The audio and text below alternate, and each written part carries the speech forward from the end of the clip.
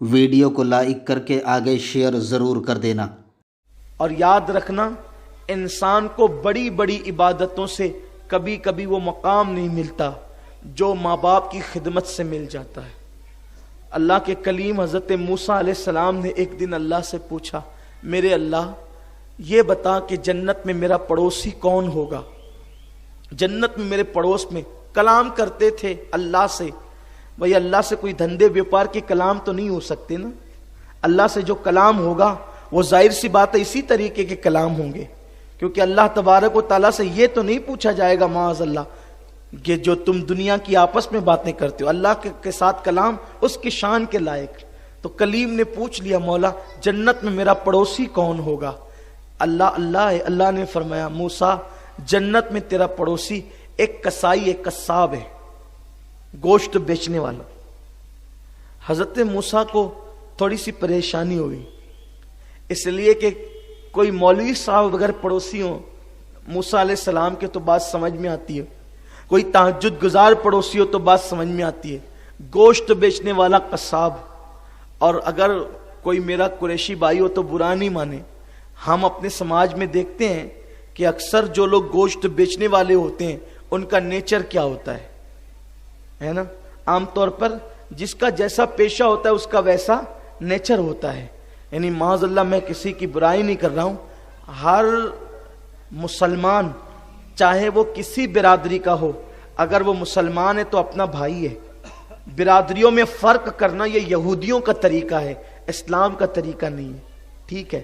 لیکن انسان اگر پیشہ جو اختیار کرتا ہے اس پیشے کا اثر اس پہ ہوتا ہے۔ جیسے اگر کوئی لوہار ہے تو لوہار کے ہاتھ بڑے سخت ہوتے ہیں، کیوں؟ اس لیے کہ وہ لوہے پر کام کرتا ہے، محنت کرتا ہے، لوہے کے حوالے سے جو ہے وہ اس کا کام ہوتا ہے، تو اس کے کپڑے بھی میلے ہوتے ہیں، ہاتھ بھی اس کے سخت ہوتے ہیں، عجیب عجیب سی اس کی کیفیت ہوتی ہے۔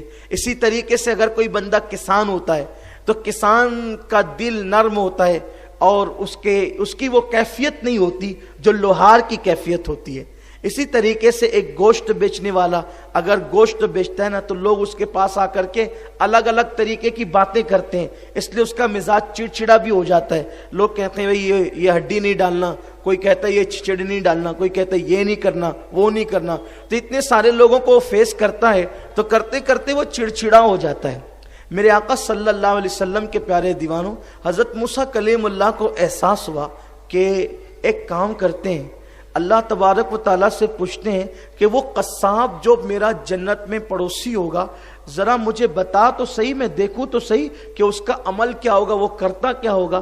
اسی حالت میں حضرت موسیٰ کلیم اللہ علیہ الصلوۃ والسلام نے اللہ سے پوچھا، اللہ تو مجھے اس کا پتہ بتا تاکہ میں معلوم کر سکوں کہ اس کا عمل کون سا ہے اور وہ بندہ کرتا کیا ہے۔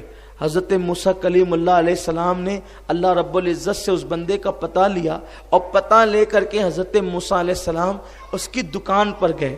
صبح کے وقت جب آپ اس کی دکان پر پہنچے تو دکان پر پہنچنے کے بعد جو ہے آپ کیا دیکھتے ہیں کہ وہ گوشت کی دکان لے کر کے بیٹھا ہوا ہے اور وہ گوشت بیچ رہا ہے۔ جب کوئی آتا ہے اس سے کہتے ہیں بھائی ذرا ہڈی نہیں ڈالنا، یہ نہیں کرنا، وہ نہیں کرنا، وہ فوراً ڈانٹ دیتا ہے اور ڈانٹ کر کے کہتا ہے بھائی آپ نے لینا ہو تو لو، نہیں تو جاؤ یہاں سے۔ الگ الگ اس کی کیفیت ہوتی ہے، لوگوں نے الگ الگ انداز سے اس کی جو ہے وہ عکاسی کی، تصویر کشی کی ہے۔ بہرحال میں اس کا مفہوم آپ کے سامنے پیش کر رہا ہوں۔ حضرت موسیٰ علیہ السلام دیکھتے رہے یہ کرتا کیا ہے، لیکن بہرحال اس کے مزاج میں بڑی سختی تھی اور اس کے مزاج میں بڑی کڑواہٹ تھی۔ حضرت سیدنا موسیٰ علیہ السلام یہ منظر دیکھ کر کے حیرت در حیرت، حیرت در حیرت آپ کی بڑھتی ہی رہی، اور آپ سوچتے رہے کہ یہ قصاب جو ہے وہ جنت میں میرا پڑوسی کیسے بن سکتا ہے؟ اس کا کوئی عمل ایسا نہیں ہے اب تک کا کہ یہ جنت میں جا سکے۔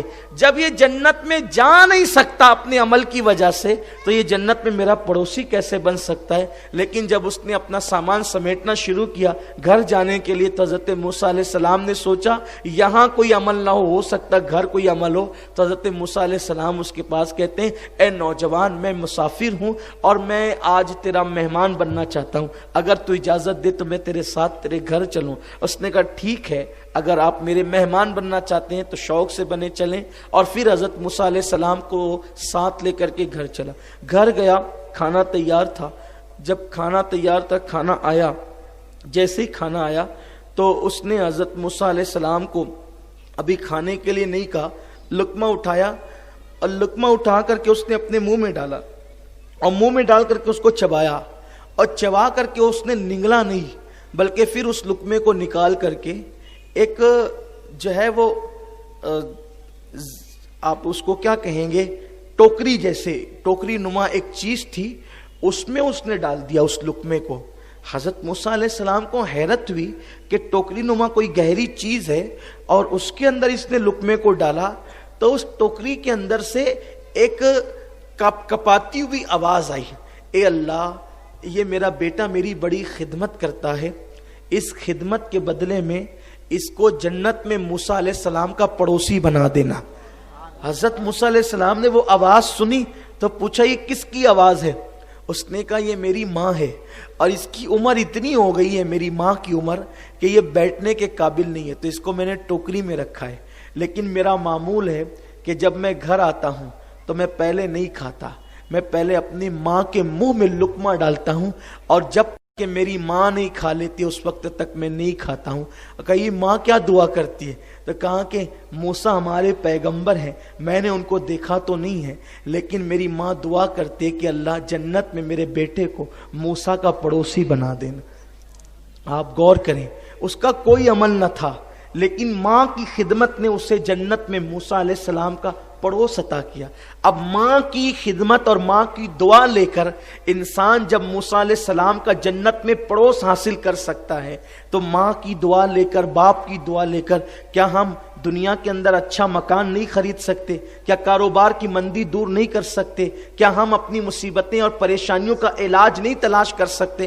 ہم ہر مشکل کا حل تلاش کر سکتے ہیں ماں باپ کی دعائیں لے کر. ارے جب ماں باپ کی دعا سے خدا مل جاتا ہے تو ماں باپ کی دعا سے کیا نہیں مل سکتا؟ بڑا مشہور سا واقعہ ہے کہ ایک مرتبہ حضرت موسیٰ علیہ السلام ہی کا واقعہ ہے. حضرت موسیٰ علیہ السلام ایک جنگل سے گزر رہے تھے, چلتے چلتے تھک گئے.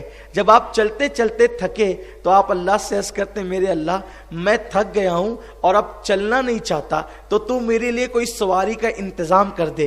اللہ کی بارگاہ میں حضرت موسیٰ علیہ السلام نے دعا کی, اے اللہ تو میرے لیے سواری کا انتظام کر دے. تو اللہ نے کہا موسیٰ میرا ایک بندہ جنگل میں اور بھی ہے, اس بندے کے پاس جائیں اور وہ آپ کے لیے سواری کا انتظام کرے گا. آپ یہاں غور کریں, توجہ کریں, یہ واقعہ حدیث پاک میں موجود ہے کہ حضرت موسیٰ نے سواری مانگی, لیکن اللہ نے کہا کہ میرے اس بندے کے پاس جائیں, وہ آپ کے لیے سواری کا انتظام کرے گا.